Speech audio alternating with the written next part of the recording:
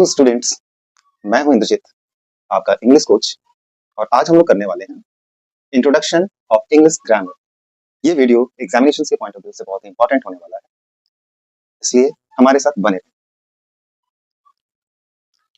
सबसे पहले हम लोग जानेंगे कि इंग्लिश ग्रामर या फिर लैंग्वेज होता क्या है। सबसे पहले तो हम लोग लैंग्वेज को जानेंगे। What is an English language? Question is what is a language? किसी भी लैंग्वेज को सीखने से पहले हमें ये जानना होगा कि लैंग्वेज होता क्या है। तो लैंग्वेज जो होता है ना, जो भाषा होती है, वो हमारे विचारों, हमारी भावनाओं के आदान प्रदान का एक माध्यम होता है और कुछ नहीं। So we can say that language is a medium to share our feeling and emotion to others. The answer is language is a medium of sharing our feelings, emotions, and information to others. For example, Hindi, English, Oriya, Urdu, etc. A language can be vocal और symbolic. Language जो है वो दो तरह से हो सकते हैं। एक जो हम जनरली जो भाषा जिन्हें बोलते हैं वो बोलचाल की भाषा, और दूसरी होती है सांकेतिक भाषा। अब सोचिए कि हम दोनों आपस में, हम दो व्यक्ति हैं, तो आपस में बोल करके, बातें करके अपने एक्सपीरियंस को शेयर कर सकते हैं, अपने इमोशंस को शेयर कर सकते हैं, अपनी फीलिंग्स को शेयर कर सकते हैं और भी इंफॉर्मेशन को शेयर कर सकते हैं। लेकिन जो चिड़िया है वो अपने फीलिंग इमोशंस को कैसे शेयर करती है? जो बंदर है वो कैसे करते हैं? जो शेर है वो कैसे करते हैं? जो मछलियां हैं वो कैसे करती हैं? ये लोग भी तो कोई ना कोई मीडियम का यूज करते होंगे ना। तो वो होता है सिंबलिक और इंफॉर्मेटिक लैंग्वेज। अब हम बात करें इंग्लिश की, तो इंग्लिश भी एक लैंग्वेज है और हर भाषा के बहुत सारे रूल्स होते हैं। अगर रूल्स की बात करें, बहुत सारे रूल्स होते हैं कि कहाँ पर किस तरह से क्या एक्सप्रेशंस होने चाहिए, क्या पंक्चुएशंस को यूज करना है, किस एक्सप्रेशन के साथ हमें पॉज का यूज करना है। ये सारे रूल्स जब इकट्ठे होकर के एक जगह लिख दिए जाएं और उनका कलेक्शन हो जाए, तो उसे ही हम लोग क्या बोलते हैं? ग्रामर बोलते हैं, यानी व्याकरण बोलते हैं। हर लैंग्वेज की अपनी अपने कुछ नियम और कुछ कानून होते हैं, कुछ दायरे होते हैं, जिसे हम लोग उस भाषा का ग्रामर बोलते हैं। उसी तरह इंग्लिश के भी बहुत सारे रूल्स हैं, रेगुलेशंस हैं, कुछ लिमिटेशंस हैं इसकी, जिसके बाहर हम लोग काम नहीं कर सकते, जिसके बाहर हम लोग बोल नहीं सकते, जिसके बाहर हम लोग कुछ लिख नहीं सकते। वही सारे रूल्स जो कलेक्शन है उसे हम लोग इंग्लिश ग्रामर कहते हैं। English grammar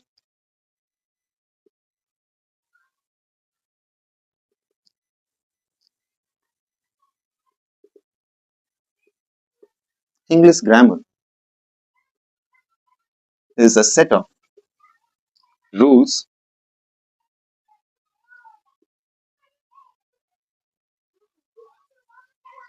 which is used while speaking and writing the language. ये सिर्फ इंग्लिश के लिए नहीं, यहाँ पर इंग्लिश के साथ कोई भी भाषा है तो किसी भी भाषा का जो ग्रामर होता है वो उसी भाषा के नियमों का एक रूल का सेट होता है, जो कि उसे बोलने और उसे लिखने के काम में आता है। अब बात करें हम कि इंग्लिश लैंग्वेज जो है ये कहाँ से आई, कैसे आई, इसके यूनिट्स क्या हैं, क्या नहीं है। तो सबसे पहले हम लोग छोटे से बेसिक से शुरू करते हैं। हम बेसिक से शुरू करेंगे। तो इंग्लिश लैंग्वेज जो है ना, इसकी सबसे छोटी यूनिट जो है, सबसे छोटी इकाई जो है वो क्या है? लेटर्स। कुछ इंपॉर्टेंट फैक्ट्स हैं, उसे आप लोग हमेशा याद रखें। Letters are the smallest unit of English language. अब बात आती है कि लेटर्स तो है। अब कोई कहे कि लेटर क्या है भैया, तो लेटर होता है क्या? Letter A letter is a picture of particular sound. हर लेटर एक डिफरेंट साउंड को इंडिकेट करता है। अगर हम इस तरह से ए लिख दें तो इसे बी तो कभी नहीं बोलेंगे, इसका एक पार्टिकुलर साउंड के लिए हमने ये फिगर बना दिया। दूसरा, अगर बी कहें तो बी के लिए ये फिगर बना हुआ है। अगर जेड है तो जेड के लिए ये फिगर बना हुआ है, ये एक पार्टिकुलर साउंड को एक्सप्रेस करता है। ओके, वर्ड क्या होता है? Word, a word is a group of letters that make a proper meaning. Proper meaning. Word क्या होता है? वर्ड होता है लेटर्स का एक ग्रुप होता है जिसका एक प्रॉपर मीनिंग होता है, एक पार्टिकुलर मीनिंग होता है, उसका एक विशेष अर्थ होता है। फॉर एग्जाम्पल, अगर हम लिख दे APPLE, एप्पल, एप्पल मीन्स सेब, अगर इसे हम लोग इस तरह से लिखें तो इसका कोई अर्थ नहीं है, ये भी ग्रुप है लेटर्स का। This is also group of letter, but this group doesn't has any sense. That is why it is not a word. It is not a word, but it has a name. Apple, a name of a fruit.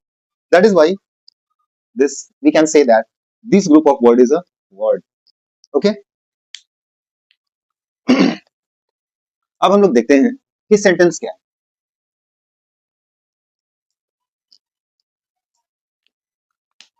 Sentence, यहीं से हमारी शुरुआत होती है असली English grammar की। ये जो पहला चैप्टर है, a sentence is a group of words that make a complete sense.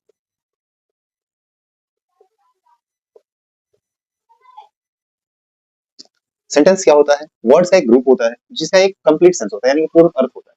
अगर किसी ग्रुप ऑफ वर्ड का कंप्लीट सेंस नहीं है, पूर्ण अर्थ नहीं है, तो वो सेंटेंस नहीं है। For example, this is a bat. अगर हम कहें तो ये इसमें कितने वर्ड्स हैं? 1 2 3 4, there are 4 words in this book. We can say it has a mean, complete mean, यह एक बल्ला है। ओके, अगर इसी ग्रुप को हम लोग स्क्रम्बल कर दें तो क्या हो जाएगा? अगर इसे इस तरह से लिखें, बैट ए दिस इज, इसका कोई मतलब ही नहीं है, कोई सेंस ही नहीं है, तो ये सेंटेंस नहीं है। this group of word is not a sentence. Like this. Another important fact is alphabet. Alphabet की बात करें तो जनरली हम लोग बोलते हैं कि सुन भी लेते हैं बहुत बार, जनरली बच्चे कहते हैं there are two alphabets in English language, small alphabet and capital alphabet. But alphabet एक ही होता है, उसे लिखने के तरीके दो होते हैं, दो तरीकों से लिखा जाता है, स्मॉल लेटर्स में और कैपिटल लेटर्स में। अल्फाबेट सिर्फ एक ही होता है। तो अल्फाबेट क्या होता है? Alphabet is a group of letters which is used to form words and sentences. It contains different pictures of sounds. अब अगर इंग्लिश अल्फाबेट की बात करें, इंग्लिश अल्फाबेट, तो इस इंग्लिश अल्फाबेट में 26 लेटर्स होते हैं। कितने लेटर्स होते हैं? 26, यानी कि 26 साउंड्स को एक्सप्रेस करने वाले लेटर्स होते हैं, जिसमें से 5 वॉवेल्स होते हैं, ए ई आई ओ यू, एंड 21 कॉन्सोनेंट होते हैं। 21 में आप देख सकते हैं इन पांचों को छोड़कर के जो भी रेस्ट है वो रिमेनिंग लेटर्स क्या है? कॉन्सोनेंट। अब इंग्लिश अल्फाबेट को कितनी तरह से लिखा जाता है? दो तरीकों से, एक कैपिटल लेटर और दूसरा स्मॉल फॉर्म में हम लिख सकते हैं। अब आते हैं हम लोग टाइप ऑफ सेंटेंस की। तो सेंटेंस क्या होता है भाई, कितने तरह का होता है, ये हमें जानना है। अब हम इसे जानेंगे। तो सेंटेंस तो हम लोगों ने पढ़ा कि सेंटेंस क्या होता है, ग्रुप ऑफ वर्ड है जिसका एक कंप्लीट सेंस होता है, उसे ही क्या बोलते हैं हम लोग, सेंटेंस बोलते हैं। तो सबसे पहला जो चैप्टर हम लोग शुरू करते हैं ग्रामर का, वो है सेंटेंस। तो सेंटेंस जो है वो होता है, पहले हम लोग पढ़ते थे 5 तरह के, कितने, 5, लेकिन अब मॉडर्न इंग्लिश में 4 पढ़ते हैं हम लोग, लेकिन हम लोग अभी यहाँ पर डिस्कस करेंगे 5।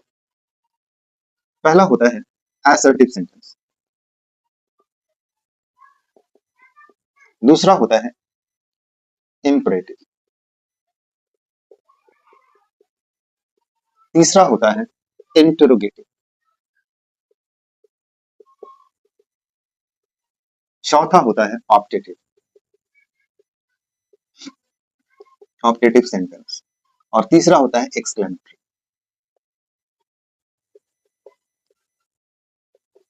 अब हम लोग इन 5 सेंटेंस की बात करें तो 5 को हम लोग पार्टिकुलर डिस्कस करेंगे। एक चीज यहाँ पर क्लियर कर दूं, जो है मॉडर्न इंग्लिश में हम लोग 4 तरह के सेंटेंसेस पढ़ते हैं, वो ऑप्टेटिव सेंटेंस जो है ना, ये ऑप्टेटिव को इंपरेटिव सेंटेंस के साथ मर्ज कर दिया गया, यानी कि ऑप्टेटिव सेंटेंस को इंपरेटिव सेंटेंस के अंदर में ही हम लोग मॉडर्न इंग्लिश में पढ़ते हैं, लेकिन पहले हम लोग इसे 5 तरीके से पढ़ते थे। अभी भी जो है ग्रामर्स के बहुत सारे रूल्स जो हैं वो ऑप्टेटिव के लिए अलग हो जाते हैं और इंपरेटिव सेंटेंस के लिए अलग हो जाते हैं, इसलिए हमें यहाँ पर इन 5 को डिस्कस करना है। ओके, तो हम लोग डिस्कस करते हैं सबसे पहले असर्टिव सेंटेंस के बारे में। सबसे पहले हम लोग डिस्कस करते हैं, हमारा पहला जो है वो क्या है, असर्टिव सेंटेंस। पहले टाइप जो है सेंटेंस का वो क्या है, असर्टिव सेंटेंस। असर्टिव सेंटेंस क्या होता है, असर्टिव सेंटेंस वैसे सेंटेंस होते हैं जो किसी स्टेटमेंट को असर्ट करने में या फिर स्टेट करने के काम में यूज होते हैं। सपोज मैंने कहा दिस इज अ पेन, ये पेन है, मैंने ये डिक्लेयर किया ये पेन है और आप भी देख रहे हैं कि ये पेन ही है। अगर मैं कहूं ये ब्लैक बोर्ड नहीं है, मतलब कि ये ब्लैक बोर्ड सच में नहीं है, ये व्हाइट बोर्ड है। उसी तरह से असर्टिव सेंटेंस से बहुत सारी फैक्ट्स जो है वो डिक्लेयर हो जाती है, इसलिए असर्टिव सेंटेंस को डिक्लेरेटिव सेंटेंस भी कहा जाता है, इसे हम लोग डिक्लेरेटिव सेंटेंस भी कहते हैं, डिक्लेरेटिव सेंटेंस भी इसे कहा जाता है, तो कंफ्यूज नहीं होना है। An assertive sentence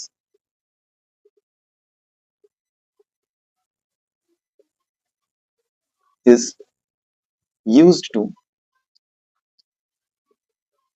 assert or declare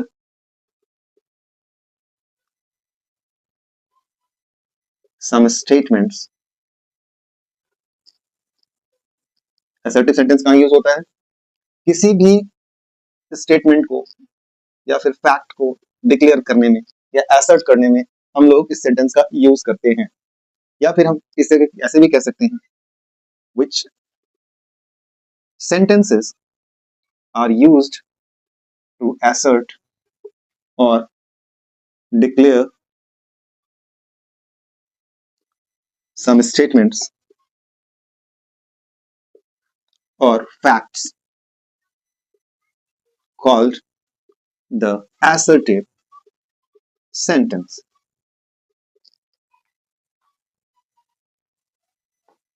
Okay, for example, that is a box, वह एक बक्सा है। यहाँ पर एक स्टेटमेंट क्लियर हो गया, एक फैक्ट क्लियर हो गया। You are a good girl, इस सेंटेंस से भी मैंने एक स्टेटमेंट को क्लियर कर दिया, है ना। ये सारे असर्टिव सेंटेंस है। I am not an engineer, मैं एक इंजीनियर नहीं हूं। Rahul is not a good student, Rahul अच्छा स्टूडेंट नहीं है। ये भी एक फैक्ट क्लियर हो गया, एक स्टेटमेंट हमने क्लियर किया। इसी तरह से हम लोग आगे देखते हैं। अच्छा, ये असर्टिव सेंटेंस जो होते हैं ना, ये भी कितने होते हैं, ये 2 तरह के होते हैं। पहला होता है अफर्मेटिव और दूसरा होता है negative. And assertive sentence are of 2 types.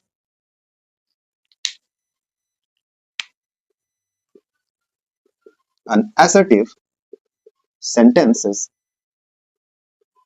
are of 2 types. First one is affirmative. Affirmative को ही हम लोग पॉजिटिव सेंटेंस भी बोलते हैं. Don't be confused. Affirmative is also said positive sentence. Okay, अब पॉजिटिव सेंटेंस या अफर्मेटिव सेंटेंस क्या होते हैं? Which sentences are used to state positive statements called the affirmative or positive sentence. For example, Rahul is a good teacher. Mr. Sinha was a doctor. The second type of assertive sentence is negative sentence. Negative sentence. Negative sentence नाम से ही पता चल रहा है कि negative sentence है. तो भाई वैसे सेंटेंस जो कि नेगेटिव स्टेटमेंट को एक्सप्रेस करने के लिए काम में आते हैं वो नेगेटिव सेंटेंस कहलाते हैं. Which sentences are used to express negative statements called the negative sentence.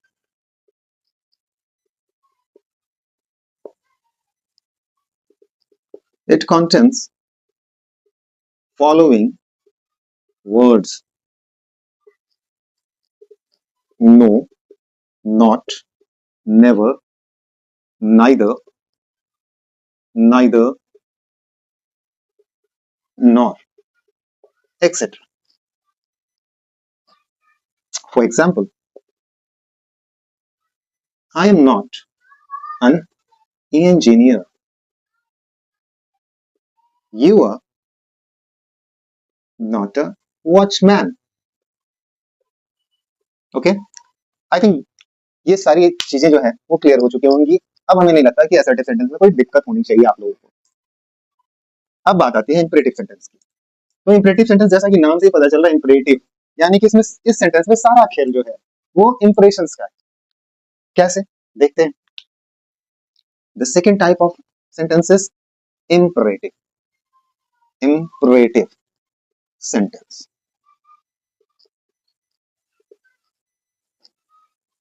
Which sentences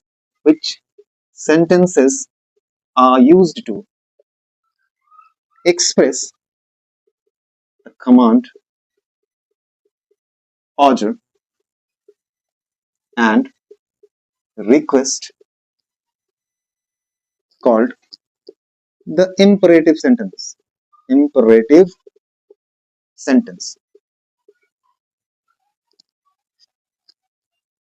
For example, go there, come here, take that, turn round. अच्छा, मैंने कहा था कि इंपरेटिव सेंटेंस जो है ना, इसका एक्सप्रेशन जो इंप्रेशन जो है वो उसके अकॉर्डिंग ये डिसाइड होता है. अच्छा सोचो, हमने कहा कभी गो देयर, अगर मैं पोलाइट बोल रहा हूँ तो रिक्वेस्ट है. If I said rudely go there, मेरा इंप्रेशन चेंज हुआ. यहाँ सेंटेंस के वर्ड वही हैं लेकिन उसका मीनिंग क्या हो गया, बदल गया. उसका जो एक्सप्रेशन है वही बदल गया. इसलिए इसे हम लोग इंपरेटिव सेंटेंस बोलते हैं. Okay, the third one is interrogative sentence. अच्छा, इंट्रोगेटिव नाम सुना सुना सा लग रहा है ना. कहते हैं ना पुलिस इंट्रोगेशन कर रही है, इंट्रोगेशन. तो उसी तरह से इंट्रोगेशन वर्ड से ये इंट्रोगेटिव बना है. इंट्रोगेशन का मतलब क्या होता है, पूछताछ करना. ठीक है, तो वो सारे सेंटेंस जो हम पूछताछ करने के लिए काम में लाते हैं. आप सोचिए, जब आप किसी से पूछताछ करते हैं, अक्सर हम लोग पूछते हैं, दुकान में गए, चॉकलेट कैसे दिए, इस चॉकलेट का रेट क्या है, ये रास्ता कहाँ जाता है, आलू का भाव क्या है. ये सारी चीजें क्या है, imperative sentence, interrogative sentences. Sorry. तो वैसे sentences, third one is interrogative sentences. अब जो सारे वर्ड्स हम लोग, जो भी सेंटेंसेस हम लोग यूज करते हैं पूछताछ करने के लिए या फिर किसी से सवाल पूछने के लिए, पूछताछ के दौरान सवाल ही तो पूछते हैं, और कुछ क्या करते हैं नहीं, सिर्फ सवाल ही पूछते हैं.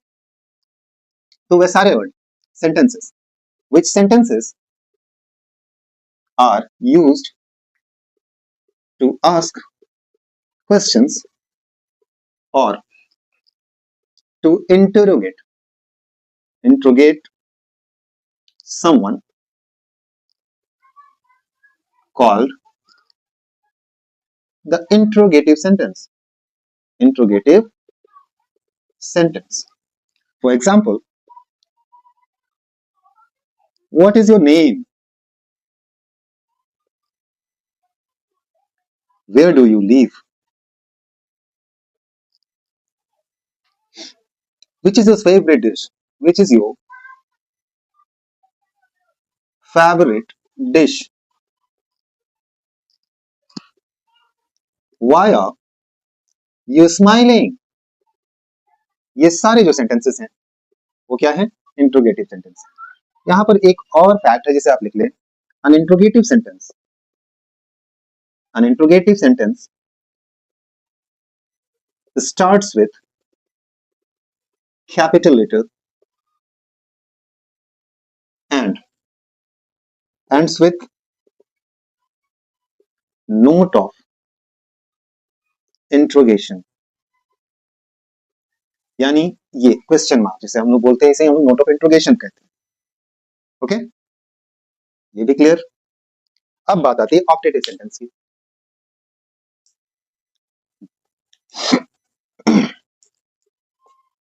ऑप्टेटिव सेंटेंस की बात करें हम, तो ऑप्टेटिव सेंटेंस क्या होते हैं भाई? Fourth one is optative sentence.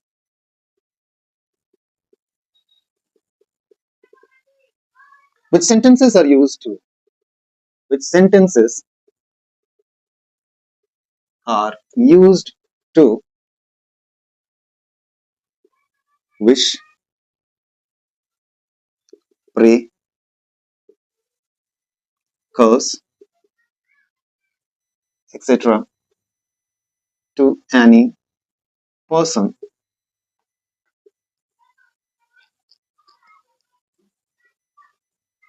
called the optative sentences. अब वैसे सेंटेंसेस जो कि किसी को विश करने में, बधाई देने के लिए, प्रार्थना करने के लिए, किसी को श्राप देने और इस इत्यादि इसी के तरह से और भी जो एक्सप्रेशन हैं उसके लिए यूज किए जाते हैं, वो क्या कहलाते हैं? Optative sentences. फॉर एग्जांपल, हम लोग विश करते हैं happy birthday, happy birthday to you, ये क्या है? ऑप्टेटिव सेंटेंस है। मे गॉड ब्लेस यू, ये क्या है? ऑप्टेटिव सेंटेंस है। लॉन्ग लीव द किंग, ये क्या है? ऑप्टेटिव सेंटेंस है। You may live in peace, ये भी क्या है? ऑप्टेटिव सेंटेंस है। आशीर्वाद दे रहे हैं तुम शांति से रहो, भगवान तुम्हें शांति प्रदान करे। गो टू हेल, भाड़ में जाओ, कहते हैं हम लोग ना, भाड़ में जाओ, वही बात है, गो टू हेल। ये क्या है? ये कर्स है, किसी के लिए बुरी याचना कर रहे हैं हम ना, तो उसके लिए हम लोग क्या करते हैं? ऑप्टेटिव सेंटेंसेस का यूज करते हैं। ये सारे सेंटेंसेस जो है ऑप्टेटिव सेंटेंसेस की कैटेगरी में आते हैं।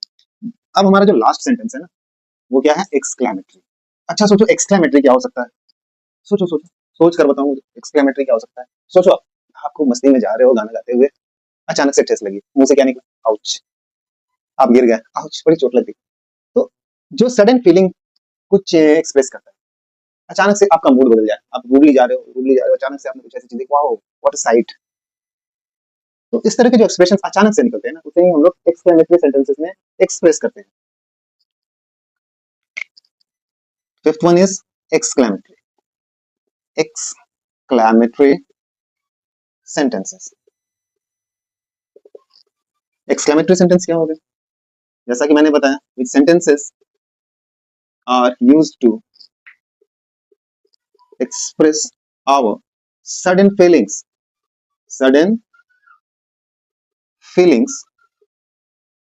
called the exclamatory sentences.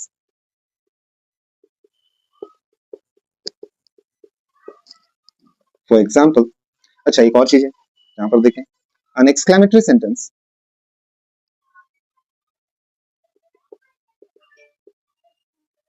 starts with capital letter and ends with note of exclamation. exclamation अच्छा, नोट ऑफ एक्सक्लेमेशन कैसा होता है भाई? आप लोगों ने बेसबॉल का डंडा देखा होगा, वो ऊपर में मोटा और नीचे में इस तरह से पतला होता है ना? और इसी तरह का एक मार्क बनाया जाता है ऑपरेटिव सेंटेंस के लिए, सॉरी एक्सक्लेमेटरी सेंटेंस के लिए, और इसके नीचे एक बॉल रख दो, बेसबॉल और उसका बेसबॉल का डंडा और उसका बॉल। ठीक है, यही क्या है? ये है आपको नोट ऑफ एक्सक्लेमेशन इसे बोलते हैं हम लोग इंग्लिश ग्रामर में। फॉर एग्जाम्पल, जो एक्सक्लेमेटरी सेंटेंस होते हैं वो कैपिटल लेटर से शुरू होते हैं और एंड होते हैं इस तरह के मार्क से, इसे बोलते हैं नोट ऑफ एक्सक्लेमेशन। ओके, तो देखते हैं हम लोग क्या है इसके examples. Wow, what a sight this is.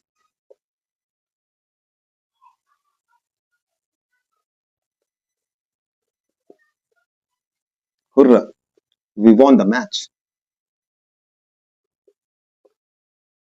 देखें, ये एक्सक्लेमेशन मार्क्स इसमें यूज किए गए हैं। ओके, ये सारे कौन से सेंटेंसेस हैं? Exclamatory sentences. You all understood the lesson. आप सभी लोगों को ये क्लियर हो गया होगा कि सेंटेंस क्या है, इंग्लिश ग्रामर क्या है, इंग्लिश लैंग्वेज कैसी होती है। और इसी के साथ ये वीडियो हम समाप्त कर रहे हैं, एंड कर रहा हूँ इस वीडियो को। Thank you for watching. Please like, subscribe and support me.